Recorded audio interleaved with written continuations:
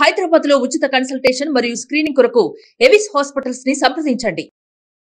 ప్రేక్షకులు నమస్కారం. నేను doctor Ravishankar Irukulapati, senior endocrinologist, Apollo hospitals, Jubilee hills, Hyderabad. ఈ పర్టికులర్ ఎపిసోడ్లో మల్టీవైటమిన్స్ లేదా ఇతరత్ర ఈ సప్లిమెంట్స్ ఏవైతే ఉన్నాయో అవి వాడటం మంచిదేనా, అసలు ఇన్ జనరల్ ఎవరైనా సరే అనేటువంటి విషయం గురించి చర్చించబోతున్నాను. ఈ పర్టికులర్ ఎపిసోడ్లో నేను చెప్పేటువంటి విషయం ఏంటంటే, ఎటువంటి జబ్బులు లేనటువంటి వాళ్ళు మల్టీవైటమిన్స్ వాడటం మంచిదా కాదా అనేటువంటి విషయం గురించి. అంతేగాని స్పెసిఫిక్ వైటమిన్ డెఫిషియన్సీస్ ఉండి దానికోసం అని చెప్పి వైటమిన్ రీప్లేస్మెంట్ తీసుకునేటువంటి విషయాల గురించి చర్చించబోట్లేదు. ఎందుకంటే ఫర్ ఎగ్జాంపుల్ ఎవరికన్నా కనుక వైటమిన్ డి డెఫిషియన్సీ ఉంటే ఎంతవరకు అవసరం వాళ్ళలో వైటమిన్ డి సప్లిమెంట్స్ వాడుకోవాలి తప్పనిసరిగా. అలానే ఒక వ్యక్తి కనుక ప్రెగ్నెన్సీ ప్లాన్ చేసుకుంటుంటే ఒక లేడీ, ఆ వ్యక్తి తప్పకుండా ఫోలిక్ యాసిడ్ సప్లిమెంట్స్ వాడుకోవాలి, అందులో ఎలాంటి సందేహం లేదు.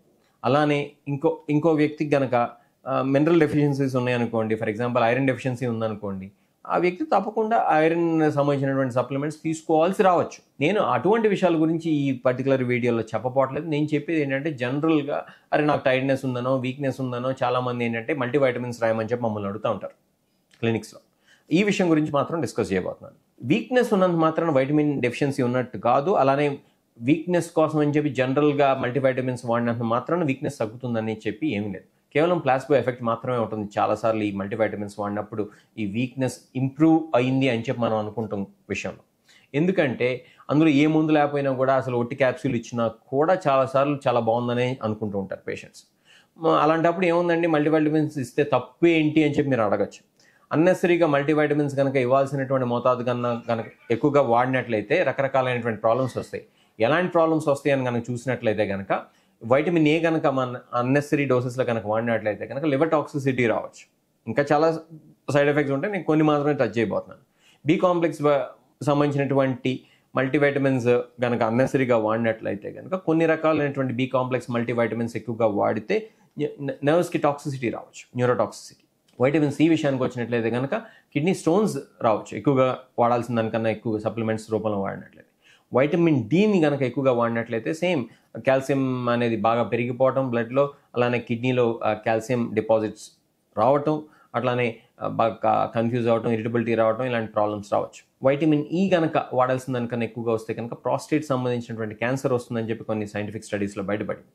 కాబట్టి ఏ రకంగా చూసినా కూడా అన్నెసరీగా కనుక మనం వైటమిన్స్ కనుక వాడినట్లయితే, అబ్యూజ్ చేసినట్లయితే సప్లిమెంట్స్ పేరుతో మంచి కన్నా చెడు ఎక్కువగా జరుగుతుంది. ఇంకా తెలుసుకోవాల్సినటువంటి విషయం ఏంటంటే, అసలు మన న్యాచురల్గా ఫుడ్స్ కనుక సరిగ్గా కనుక తీసుకున్నట్లయితే, అది ఫ్రూట్స్ కావచ్చు, వెజిటబుల్స్ కావచ్చు, వాటిల్లోనే బ్యాలెన్స్డ్ డైట్ అనేది కనుక మనం పాటించినట్లయితే కనుక తప్పకుండా దీంట్లోనే మనకు కావాల్సినటువంటి న్యూట్రియంట్స్ అన్నీ వస్తాయి. అది మైక్రో న్యూట్రియంట్స్ ఏవైతే ఉన్నాయో వైటమిన్స్ అండ్ మినరల్స్ అన్నీ అందులోనే వచ్చేస్తాయి. అంతేగాని దాన్ని సెపరేట్గా సప్లిమెంట్స్ రూపంలో తీసుకోవాల్సినటువంటి అవసరం లేనేలేదు. ఇంకా మనం గమనిస్తే కనుక అసలు వీక్నెస్ ఉంది, మేము మల్టీవైటమిన్స్ వాడాం, లేకపోతే ఇంజెక్షన్ చేయించుకున్నాం, మల్టీవైటమిన్ ఇంజెక్షన్, దానివల్ల మేము బెటర్ ఫీల్ అవుతున్నాం అనేది ఒక పెద్ద మిత్ మాత్రమే. ఎందుకంటే వీక్నెస్ అనే దానికి 1,00,000 కారణాలు ఉంటాయి. రాత్రి నిద్రపోతే వీక్నెస్ ఉండొచ్చు, లేకపోతే నిజంగానే వైటమిన్ డి డెఫిషియన్సీ ఏదైనా తక్కువగా ఉన్నట్లయితే కనుక వీక్నెస్ ఉండొచ్చు, రక్తం తక్కువగా ఉంటే వీక్నెస్ ఉండొచ్చు, ఐరన్ తక్కువగా ఉంటే వీక్నెస్ ఉండొచ్చు, లేదా ఫిజికల్ స్ట్రెస్లోనో మెంటల్ స్ట్రెస్లోనో ఉంటే వీక్నెస్గా అనిపించవచ్చు, లేదా అన్డయాగ్నోస్ డయాబెటీస్, కిడ్నీ ప్రాబ్లమ్స్ ఉంటే వీక్నెస్గా అనిపించవచ్చు. అంతేగాని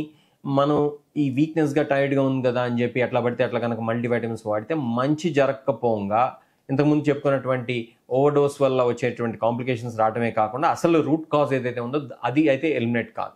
ఫర్ ఎగ్జాంపుల్, మీకు బ్లడ్ షుగర్ లెవెల్స్ ఎక్కువగా ఉండి మీకు అది డిటెక్ట్ కాకుండా మీరు ఏదో అది తగ్గడం కోసం అని చెప్పి, వీక్నెస్ కోసం అని చెప్పి మల్టీవైటమిన్స్ వాడతా ఫీల్ గుడ్ ఫ్యాక్టర్ వల్ల బాగానే ఉంది కనుక అనుకున్నట్లయితే ఈ బ్లడ్ షుగర్ అనేది అసలు డిటెక్ట్ కాదు, మీకు డయాబెటీస్ ఉందనేటువంటి విషయం మీకు తెలియదు.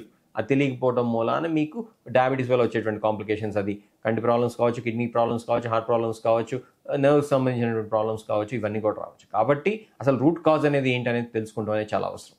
So it is important to find out what's the cause of the weakness. It could be or tiredness, it could be just nothing, it could be physically drain అయిపోవటం, work long hours ఉండటం వల్ల, లేదా అది నిద్ర లేకపోవడం వల్ల కావచ్చు, లేకపోతే ఎమోషనల్గా టైర్డ్గా ఉండటం వల్ల కావచ్చు, లేకపోతే నిజంగానే ఇంతకుముందు మనం చెప్పుకున్నటువంటి వైటమిన్ డి డెఫిషియన్సీ కానీ, లేకపోతే ఐరన్ డెఫిషియన్సీ కానీ, లేకపోతే ఎనీమియా కానీ, లేకపోతే ఇంకా చెప్పుకుంటూ పోయినట్లయితే కనుక ఈ డయాబెటీస్లు అన్డిటెక్టెడ్గా ఉండవు, లేకపోతే డిటెక్ట్ అయినా కూడా కంట్రోల్లో లేనటువంటి బ్లడ్ షుగర్ లెవెల్స్ వల్ల కావచ్చు. కాబట్టి అసలు రూట్ కాజ్ అనేది తెలుసుకోవాలి తప్పితే గుడ్డిగా మల్టీవైటమిన్స్ వాడేసుకుని అరే మనకంతా జబ్బులు తగ్గిపోతాయి అని చెప్పి అనుకుంటాం అయితే తప్పు. అలా చేసినట్లయితే మంచి కన్నా చెడు ఎక్కువ జరుగుతుంది.